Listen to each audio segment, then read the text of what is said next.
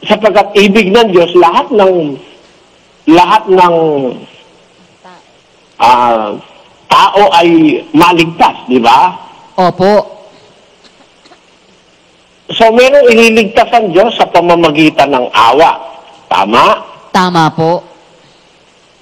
May ililigtas ang Diyos dahil nakatakda silang maligtas. Ano man ang mangyari, ligtas talaga yung mga yun. Tama po.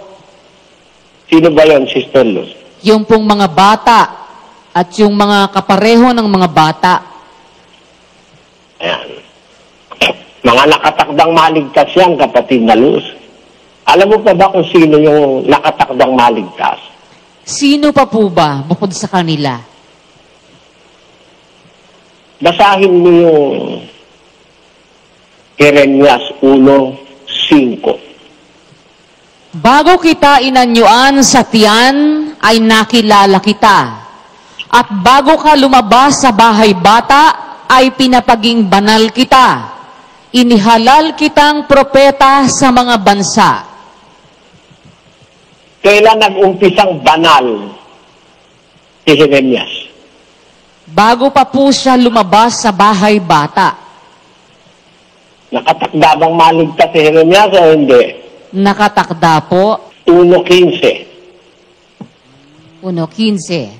Sapagkat siya'y magiging dakila sa paningin ng Panginoon, at siya'y hindi iinom ng alak ni matapang na inumin, at siya'y mapupuspos ng Espiritu Santo mula pa sa tiyan ng kanyang ina. Hindi ba kaya nakatakdang maligtas yan, Gadlon? Opo, kapatid na Eli. Mula pa sa tiyan ng nanay niya Kustos na siya ng Espiritu Santo Ibig sabihin, ito mga special people ito, kapatid na Mel Sis Luz. Ito mga nakatakdang maligtas. Kung yung mga bata nakatakdang maligtas, ito rin, nakatakda rin maligtas itong mga ito, si Jeremias at saka si Lucas. Kasi, they are special people that were created by God for a special purpose, in the purpose of salvation. Naintindihan mo yun, Sister Luz? Opo, Brother Eli. Nakatakda silang maligtas. Yung sinabi po ni Lucas, si San Juan Bautista po. Actually, lahat naman ng tao gusto ng Diyos maligtas Opo. Tama? Tama po. Pero, merong mga special vessels na talagang gagamitin ng Diyos all throughout their life. Naintindihan mo na? Opo. Saan matatagpuan ang lahat ng kahilingan ng ikaliligtas na ikinaligtas at ikaliligtas ng mga tao sa lahat ng panahon? Asan pa lahat yan? Saan nga po? Lahat ng kahilingan ng kaligtasan na ikaliligtas at ikinaligtas at ikaliligtas ng mga tao sa lahat ng panahon. Asan lahat yun? Alam mo kung asan yun? Saan po, kapatid na Eli? Basahin natin ng Efeso 1:21 hanggang 23. Saka iba-ibabawan ng lahat na pamunuan at kapamahalaan at kapangyarihan at pagkasakop at sa bawat pangalan na ipinangungusap, hindi lamang sa sanglibutang ito, kundi naman sa darating. At ang lahat ng mga bagay ay pinasuko niya sa ilalim ng kanyang mga paa. At siyang pinagkaloobang maging pangulo ng lahat ng mga bagay sa iglesia, na siyang katawan niya, nakapuspusan niyaong pumupuspos ng lahat sa lahat. Ano ang asa ng kapuspusan ng lahat ng sa lahat-lahat? Nasa iglesia po, kapatid na Eli. Nasa iglesia lahat ng kapuspusan Kasi nandun sa iglesia si Kristo. Tama? Tama po. Kaya lahat-lahat ng factors ng kaligtasan nasa iglesia eh. Nasa iglesia yung pananampalataya at yung paggawa ayon sa pananampalataya, paggawa ayon sa pag-ibig. Nasa iglesia rin yung mga parang mga bata na hindi naman talagang literal na bata, nasa iglesia rin yun, di ba? Nasa iglesia rin yung mga sa iglesia nahuhulog lahat yan eh. Yung mga factors ng kaligtasan. Sa huling panahon, pinagsama-sama uli ng Diyos yun. Lahat ng factors na yun sa loob ng iglesia, kapatid namin. Ang katunayan, basahin natin yung Efeso 4:4 hanggang 5. May isang katawan at isang Alin ba yung isang katawan? Sa 1:18 po ng Kolosas, yan po ang iglesia, kapatid na Eli. At siya, Isang katawan ay isang iglesia, tama? tama po. O ano ngayon ang sabi sa isang katawan na yun? At isang espiritu. Gaya naman ang pagkatawag sa inyo sa isang pag-asa ng pagtawag sa inyo. Isang Panginoon, isang pananampalataya, isang bautismo, isang Diyos. Maliwanag, kapatid namin, na lahat-lahat ng bagay nasa iglesia eh. Lahat ng kapuspusan nasa iglesia, natipon lahat, pananampalataya, paggawa, awa, at mga itinakdang maligtas. Nasa iglesia lahat yun. Tama po. Kaya sa iglesia, hindi pwedeng gagawa ka lang, kapatid namin. Bakit po at paano po, kapatid na Eli? Kasi sa iglesia, nandiyan ang pananampalataya. Kaya dapat sa iglesia, gagawa kang may pananampalataya. Tama? Tama, amen. Sa iglesia, hindi naman pwedeng sasampalataya ka lang. Bakit po? Dahil dapat, sasampalataya kang may kasamang gawa. Ang sarap po. Tama po. Kasi, doon sa labas ng iglesia, pwedeng gawa lang maligtas ka eh. Dahil wala kang pananampalataya. Kasi hindi ka pa nakakapakinig eh. Tama? Tama po. Pero sa iglesia, di mo pwedeng gamitin yon. Kasi pag nasa iglesia ka, nakakarinig ka, tinuturuan ka linggo-linggo, ting Sabado may pasalamat, ting Miyerkules may permit, ting Linggo mayroong pagkakatipo sa pagsamba, hindi mo pwedeng sabihin, Diyos, kaya po ginagawa ko ito kahit walang pananampalataya, kasi wala po akong alam. Hindi mo pwedeng sabihin yun kapatid namin, lalo na itong text nito. Pwede mo ba sabihin yun? Tama po. So sa iglesia, gagawa ka, kalaki pang pananampalataya, sasampalataya ka, kalaki pang gawa. Di ba? Tama po. Samantalang sa labas ng iglesia, pwede kang gumawa lang. Kahit walang pananampalataya, kasi wala ka namang narinig eh. Kagaya ng mga hintil na walang narinig sa katutubo. Tama? Tama po.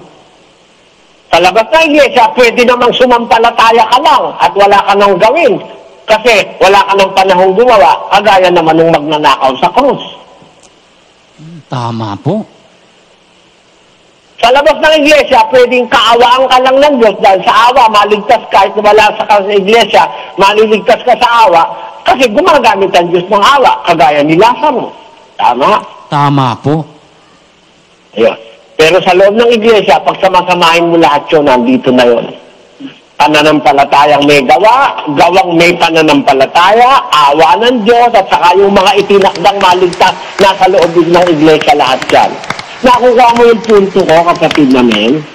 Opo, awa ng Diyos po, kapatid na Eli. Napakaganda po nun. Sa iglesia po pala lahat, masusumpungan nga po yung lahat ng kahilingan po sa kaligtasan, kapatid na Eli. Pero sa labas ng iglesia, maia-apply mo yan individually. Pero sa iglesia, dapat sama-sama yan. Para maligtas ang nasa loob ng iglesia, para maawa ang Diyos sa'yo, maawa ka rin. Tama? Tama po. Para mabilang na pananampalataya, yung gumawa ka. Tama? Tama po. Para mabilang namang gawa yan, sumampalataya ka. Tama? Tama po talaga. Gawin mo may pananampalataya yung ginagawa mo at gumawa kang may pananampalataya, sumampalataya kang may gawa, etc. Baliktaran, vice versa. Yan ang mga paraan para tayo ay maging dapat. At alam mo, pag sa iglesia, hindi ka pa naging dapat, kapatid na Mel. Opo, kapatid na Eli. Malas ka na lang. Pag hindi ka pa naging dapat sa iglesia, andyan na nga lahat ng sangkap ng kaligtasan sa iglesia. Pag hindi ka pa naging dapat, tarantado ka na lang, kapatid na Mel. Opo, ganun nga po yun. Kaya habang tayo may pagkakataon, mga kapatid, lahat ng factors ng kaligtasan pwede nating magawa. Sa iglesia, nandun yan eh. Ang nagtuturo sa kanyang pagtuturo. Ang umaaral sa kanyang pag-aral. So may aral sa iglesia, may pagtuturo sa iglesia. Ang nagkakaawang gawa, magsaya. Diba? Sa iglesia, nandiyan yung kaawang gawa. Hindi ba, kapatid na Mel? Tama po eh. Pwede tayong gumawa, kalakip ang pananampalataya. Pwede tayong sumampalataya, kalakip ang gawa. Kasi mayamang-mayaman tayo sa pananampalataya eh. Dahil sa pakikinig, mayamang-mayaman tayo sa napapakinggan eh. Diba? Santiago 2.5, kapatid na Mel. Dinggin ninyo, mga minamahal kong kapatid. Hindi baga pinili ng Diyos ang mga dukha sa sanglibutang ito upang maging mayayaman sa pananampalataya at mga tagapagmana ng kahariang ipinangako niya sa mga nagsisiibig sa Kanya? Kaya hindi ka pwedeng gumawa ng wala sa pananampalataya eh. Kasi mayaman sa pananampalataya yung nasa iglesia, yung mga tinawag ng Diyos eh. Dapat mayaman ka sa pananampalataya. Talaga naman, pagdating sa pananampalataya, pinakamayaman ng iglesia ng Diyos eh. Di ba, Bradley? Totoo po yun, kapatid na Eli. Talaga namang wala po kaming kapareho awa ng Diyos. Walang katapat, walang kaagapay. Ang taglay po naming pananampalataya dito, kapatid na Eli, mula po sa natutunan po namin sa iyo, walang... Kasi naririnig nyo, linggo-linggo, tuwing magkakatipon tayo, tuwing may prayer meeting, pinasasagana tayo ng Diyos sa pamamagitan ng pananampalatayang itinuturo ng Biblia. Kaya masasabi natin, sa iglesia, hindi ka pwedeng gagawa, sasabihin mo, gagawin mo lang, basta gagawa ka lang, walang pananampalataya. Kasi dapat ang paggawa natin sa iglesia, may kalakip na pananampalataya. Kasi tinuturuan tayo ng pananampalataya, nakakapakinig tayo eh. Kung yung nasa labas ng iglesia ay maliligtas kahit walang pananampalataya, kasi meron talagang maliligtas na walang pananampalataya, Daniel eh. Opo eh. Yung 4 Gs ng unang Timoteo, sabi ni San Pablo, Sister Luz, Sapagkat dahil dito ay nagsisipagpagal kami at nagsisipagsikap, sapagkat may pag-asa kami sa Diyos na buhay, na siyang tagapagligtas sa lahat ng mga tao, lalong-lalo na sa mga nagsisisampalataya. Lalong-lalo na sa sumasampalataya, pero yung walang pananampalataya, pwede rin iligtas ng Diyos yun. At walang makaka-question doon. Amen? Amen. Amen. Kasi merong walang pananampalataya, talagang dapat iligtas ng Diyos eh. Yung hindi pwedeng makasampalataya, walang kapasidad. Gaya ng bata, alin pa, yung mga mentally retarded, alin pa, yung mga bingi na pipita, paano sasampalataya yung ganun, di ba? Lalo na yung nabuhay ng mga panahong wala pang Braille Bible, yung Biblia kinakata. Paano sasabihin mo pananampalataya sa Diyos yun? Baka nga hindi nakilala man lang ng mga yun si Kristo di ba? Pero pwedeng iligtas ng Diyos yun dahil sa awa. Tama? Tama po. Ayan, kaya, pero sa iglesia, di mo masasabi yun ikaw gagawa ka lang kahit walang pananampalataya. Kasi pag gumawa ka, walang pananampalataya, kasalanan. Tama? At kung sasabihin mo, hindi ka naman gagawa, kasalanan din. Kasi yung nakakaalam ng paggawa ng mabuti, hindi niya ginagawa, kasalanan sa kanya. Sa iglesia yan. Pero sa labas ng iglesia, hindi mo pwedeng i-implement yung lahat ng i-implement mo sa iglesia. Diba? Yun ang malawak na kaisipan na sa labas ng iglesia, pwedeng merong gumawa ng walang pananampalataya dahil wala naman silang naririnig Lalo na nung wala pang aral na available na mapapakinggan. Pero kung nakakagawa naman sila ng mga bagay ng kautusan, mari-mari silang maging dapat sa Diyos. O kaya naman, sumampalataya man sila, labas ng iglesia, wala naman silang panahon para makagawa. Halimbawa, sumampalataya, tapos bago nabautismo, napatay. Paano mo hahatulan yun? Kapatid na nila, wala ng kaligtasan. Kagaya nga magnanakaw sa krus, di ba? Opo eh. Sumampalataya, yun pero nakita niya kasi yung sitwasyon ni Kristo kung hindi man siya sumampalataya, ginamitan naman siya ng awa ng Panginoong Jesucristo, di ba? Kaya, merong awa ang Diyos Pwede ikaligtas yung awa ng Diyos, sapat yun Yung awa ng taong malaki nagagawa, lalo naman yung awa ng Diyos, napakalawak ng magagawa nun, even sa kaligtasan ng tao. Kaya, mga kapatid, itong lahat ng ito, sa lahat ng panahon, yan ang batayan ng ikaliligtas ng tao. Tandaan nyo ang hindi maliligtas. Sino ang hindi maliligtas, Radmel? Ang isa po, yung pong nagpawalang halaga sa kautusan, kapatid na Eli. Yan, yung lumapastangan sa kautusan. Ano pa? Sino pa hindi maliligtas? Yung mga hindi po sumampalataya po sa Diyos, sa Panginoong Hesukristo, sa Ebanghelyo. Yun po. Sino pa ang hindi maliligtas? Lumalaban sa sugo. Opo. Kagaya ng mga lumaban kay Moises, kay Pablo, si Himeneo, Alejandro, si Hanay, si Hambres, si Diotrephes, yan, mga lumaban sa sugo yan. Walang kaligtasan yan. Ibinigay ko sila kay Satanas, ang sabi ni Pablo. No? Sino pa ang hindi maliligtas, kapatid na Mel? Yung pong mga taong kunwari po, pag nagsalita ang bibig, para bagang kumikilala sa Diyos, pero sa puso pala talaga nila, kapatid na Eli, hindi po sila sumasampalataya o naniniwala sa Diyos? Oo, yun. Yung mga pakunwari, hindi maliligtas yun. Yung mga ayaw kumilala sa Diyos, hindi maliligtas yun. Pero merong hindi nakakilala sa Diyos dahil wala napakinggan, pero gumagawa naman ng mabuti na inilagay ng Diyos sa puso nila. Naalala ko yung mga tribo sa Africa, yung mga tribo, yung mga Pilipino, mga aborigines of the Philippines, yung mga katutubong Pilipino na mga Ita, mga Ipugaw, yung mga, di ba, mga walang nalamang aral, walang nabasang Biblia. Kung mayroon dong mga gumawa ng kabutihan, kasama sa magiging dapat sa Diyos yun, kapatid namin. At doon sa mga lahi na yun, yung mga inapi, yung pinabayaan ng sangkatauhan, yung neglected by society, yung mga mentally retarded, physically handicapped, may mga kandidato lahat sa kaligtasan yan. Kaya napakalawak, kung iisipin mo, napakalawak ng pagliligtas ng Diyos sa sangkatauhan. Na ito, hindi naiintindihan ng mga iglesia ni Manalo. Nakakaawa naman yung mga taong naloko ni Manalo. Ano, kapatid na Mel? Oo nga po, kapatid na Eli. Alam mo, nagawa sa kanila niya, naging malupit sila sa kapwa. Kasi paniwala nila, lahat ng nasa labas, puro papunta sa impyerno. Kaya kung tratuhin nila ang kapwa nila tao, parang hayop. Di ba? Opo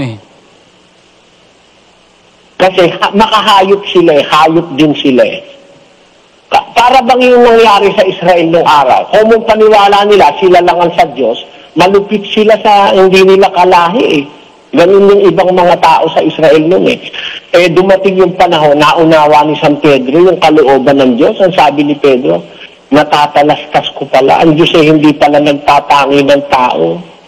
Kundi bawat bansa, siya na may takot sa Kanya at gumagawa ng katwiran, katanggap-tanggap sa Kanya. So dumating yung panahon ng pagkaunawa sa mga apostol kagaya ni Pedro, sa panahon ng Panginoong Jesucristo, na nagkaroon sila ng kaisipang i-consider yung ibang mga bansa, kung may natatakot sa Diyos dun sa bansa na yon, katanggap-tanggap yun sa Diyos. Di ba, kapatid namin? Tama po. O, kahit noong panahon na yon, ay hindi pa nakakarating yung iglesia sa iba't ibang bansa. Naunawa na ni Pedro yun na sa bawat bansa, siya na may takot sa Diyos at gumagawa ng katwiran, katanggap-tanggap sa Kanya yun. Yan ang naunawa, na hindi naunawa ni Manalo. Diba? Opo. Kaya masasabi ko mga kapatid, napakaswerte natin naunawaan natin itong mga iba't ibang kaparaanan ng pagliligtas ng Diyos, sapagkat tayo sa iglesia sa panahon ito ang makatatanggap ng buong the whole benefit of all these things. Awa, pananampalataya, gawa, magkakasama lahat yan. May mga ibang iglesia ngayon, sa pananampalataya lang, wala nang gawa. Mali yun. Bakit? Sa tunay na iglesia, pananampalataya, gawa, pag-ibig, lahat yan, pagsasama-samahin natin. At lahat ng yan, chance natin para maligtas, kapatid namin. E dito mo, yung nasa labas, naawa lang, naligtas na eh. Tama po. Tama? Opo. Yung nasa labas, gumawa lang, naligtas na eh. Tama? Tama po eh. Yung nasa labas, sumampalataya lang, naligtas na eh. Tama po. Eh ikaw, nasa loob ka. Hindi kaya sapat na naawa kay maligtas ka rin, kapatid namin. Opo. Salamat po sa Diyos. Laking kapalaran po namin. Alam mo, itas dyan, Badman? Ano po? Yung pong 4:10 po ng unang Timoteo, ang isang alam ko pong napakaganda. Alin yun? Sabi po kasi, sapagkat dahil dito ay nagsisipagpagal kami at nagsisipagsikap, sapagkat may pag-asa kami sa Diyos na buhay, na siyang tagapagligtas sa lahat ng mga tao, lalong-lalo na sa mga nagsisisampalataya. Oh, meron ka pang alam na iba? Lalong-lalo na, ibig sabihin, lalo na nang nasa iglesia, di ba? Opo. Dahil yung nasa iglesia, sumasampalataya eh. Meron ka pang ibang alam na talata? Yung nasa 2:7 po ng Roma, kapatid na Eli. Sabi po, sa mga nagsisipagtiyaga sa mabubuting gawa, sa paghanap ng kaluwalhatian at puri at ng di pagkasira, ay ang buhay na walang hanggan. Sa iglesia rin po ito eh. Basahin mo nga 5:8, tuloy mo lang sa Roma, kapatid namin. Sabi po sa 5:8 ng Roma, datapwat ipinagtatagubili ng Diyos ang kanyang pag-ibig sa atin, na nang tayo'y mga makasalanan pa, si Kristo ay namatay dahil sa atin. Lubha pa nga ngayong inaaring ganap sa pamamagitan ng kanyang dugo, ay mangliligtas tayo sa galit ng Diyos sa pamamagitan niya. Sapagkat kung noong tayo'y mga kaaway, ay pinakipagkasundo tayo sa Diyos sa pamamagitan ng kamatayan ng kanyang anak. Lubha pa ngayong nangagkakasundo na, ay mangliligtas tayo sa kanyang buhay. Amen. Amen. Nung tayo'y mga kaaway pa, sabi, nasa labas pa tayo, gumagawa pa tayo ng masama. Nung tayo mga kaaway pa, ay pinakipagkasundo tayo sa Diyos sa pamamagitan ng kamatayan ng kanyang anak. Lubha pa ngayong nangagkakasundo na, ay maliligtas tayo sa kanyang buhay. Diba? Amen po. Mas malaki na partida natin ngayong nasa iglesia na tayo na maging dapat sa Diyos. Amen? Amen.